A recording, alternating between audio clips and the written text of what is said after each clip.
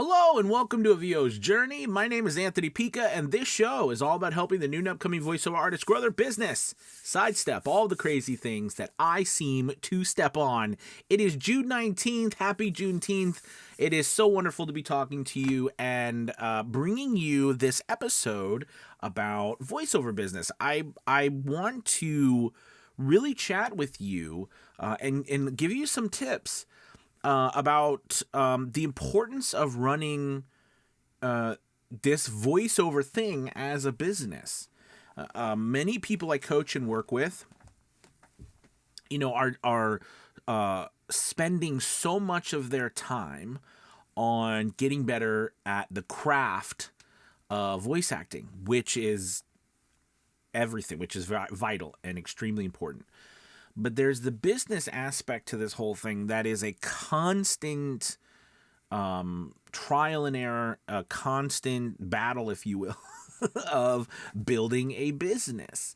And the reason why I bring that up today is because I think with so many things going on that I'm doing, right, at A VO's Journey and Academy Voices, I'm learning so much more about how the perceptions now more than ever are for people who are just starting out, people who have been around for a while, people who have the social proof.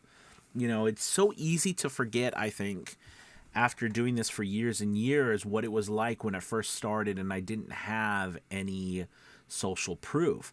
I think, and in turn gave my business a way to show people, hey, you can work with me, you can trust me, you can give me a shot.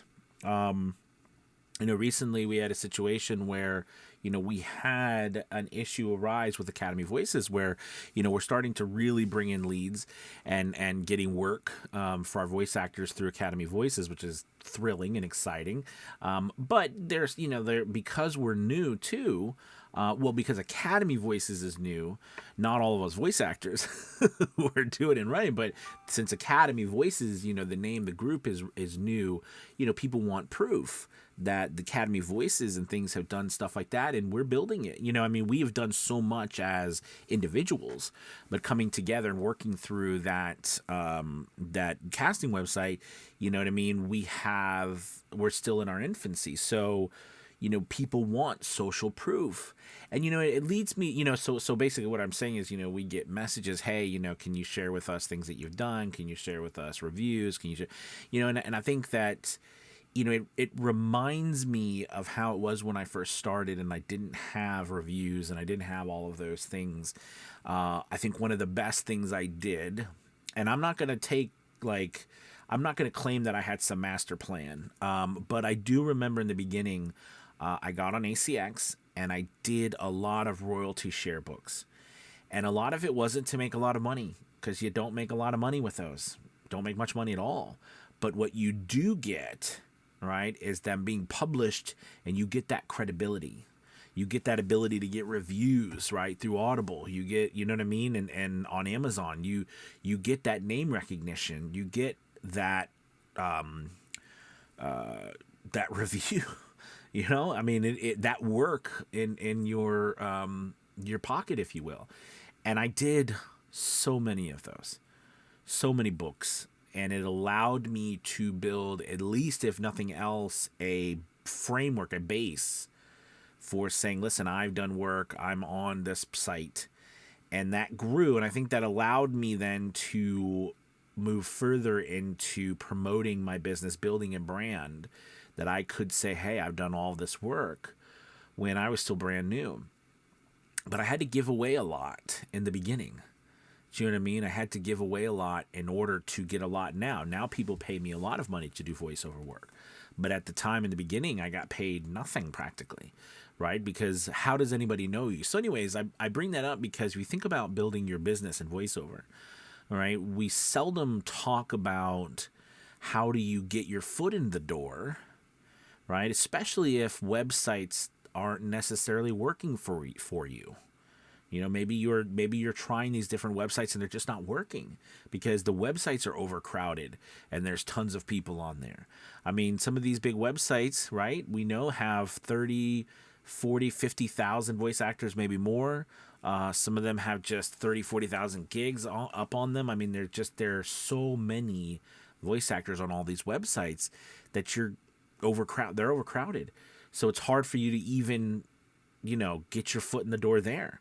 So getting your foot in the door somewhere, whether it's through promoting your business through socials, through your website, through direct marketing, through websites, or all of it together, you have to find a way as a business owner to solve that challenge. How are you going to get business coming in?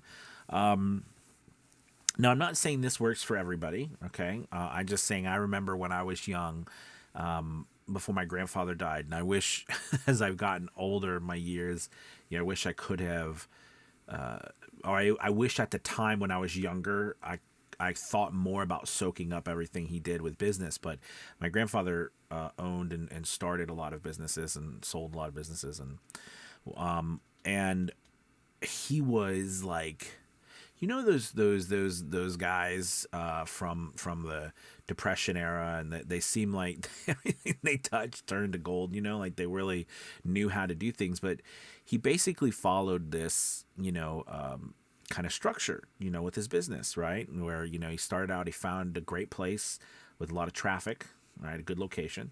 And then from there, he would open his doors and he would run a lot of specials, give us a lot of stuff away to get people through the door and trusting him and trusting the business.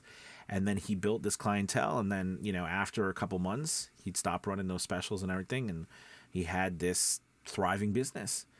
And it worked over and over and over again. Now, I'm not saying that he didn't have a good product, but, I know my grandfather's stuff, the products weren't like life-changing products.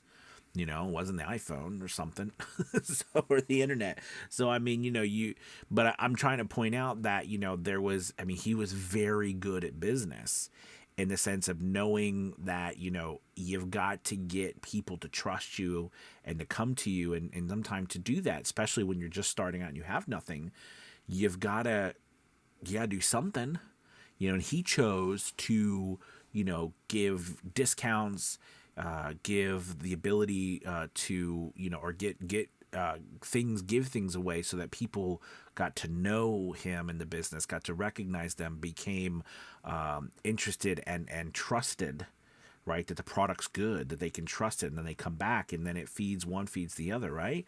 I mean, if you think about it, I don't. A long time I've not thought it. I have to force myself to continue to think of my business in that manner, because as service providers and voiceover artists, I think we don't think like that, right? We think like there's just standard pricing and that's how we run our businesses, right? Because somehow everybody knows that. But the more I step out and build like Academy Voices and talk to more clients, the more I realize that there are so many clients out there who have no idea what standard pricing is and, what that means to them and that they're supposed to do. I mean, they, what I'm saying? So like we are running businesses, and it's important to look at it that way just from a sales and marketing standpoint. Like, how many sales do you run a year? I mean, think about what business do you know that does not run a sale? Or some sort of marketing tactic to draw you in, in the form of a sale or subscription, something, right? I mean, think about it. I don't know any. Every business I know does it. Except I know that all my fellow voice actors, we don't usually do it. And it's an interesting thing because a lot of the bigger websites that we're on, they do it. You know what I mean? So it's just thinking of our business from the more of a standpoint of, even though it's just us, most of us who are watching this is just one person businesses, it's still a business and people are going to view it that way, right? If we, or they'll view it as not, and then they don't give us a chance.